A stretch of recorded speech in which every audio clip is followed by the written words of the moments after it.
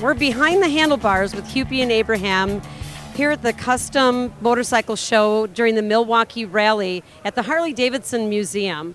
It is 2015, and I'm here talking to Cabana Dan. Hello. So we have a pretty interesting bike sitting here in front of us, and first of all, I'd like to know where you're from. I am from sunny downtown Franksville, Wisconsin. Tell us about your bike. This started out, my wife and I every year pick out a bike for a custom bike we build, and we do the show circuit every winter. And we had a Buell blast motor. It's a one-cylinder motor that they had for their trainer bikes, and thought this would be the one to build. What did you do to it? I mean, I'm seeing a Springer front end. I see some great twisted metal here. Yes, the Springer front end is a NOS stock D&D. D&D was Joe Torre of Easyriders magazine. He did front ends before he had Easyriders magazine, so that's one of his. So, but 25 years ago when I was apprentice at the power company, we got to learn how to run acetylene torches. So I made these railroad spikes down here for foot pegs, put them in my toolbox 25 years ago, and I pulled them out the one day and says, we'll build a bike and base it around that. So this bike was based around twisted railroad spikes. Yes. Oh my God, that is so cool. And you chose a Buell to do this with, and that's kind of local too for us, right? Yes, they were in East Troy, Wisconsin, so it's a local bike, pretty much all local stuff. I had a painter, his name is Jamie Schmidt, Blue Moons Customs in Oshkosh. He did the painting, and Calico is the guy's name that did the pinstriping on it. The paint is really beautiful. I mean, you can take any bike and make or break it by what you do with your design and your paint. Was this a paint design that you came up with or that your painter came up with?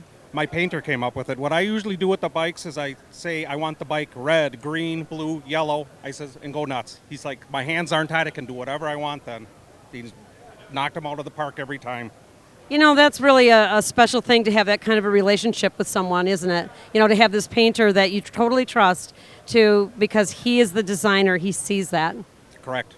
He's 100 miles away from my house, and I tell him every time, I go 100 miles to get to your shop, and I pass a lot of good painters, so we got a good team going. You threaten him? Oh, shoot.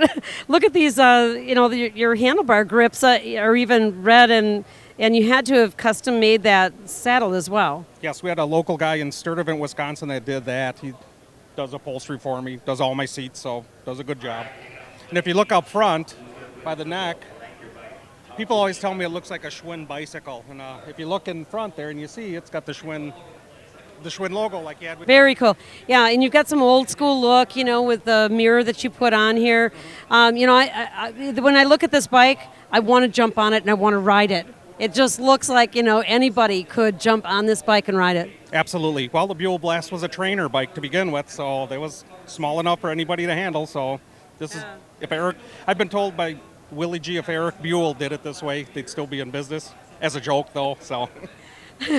Awesome. Very good. Well, thank you for taking your time with us. Cabana Dan from Franksville, Wisconsin, with his Buell, his custom Buell. Beautiful, quick custom Buell. You're behind the handlebars with Hupy and Abraham.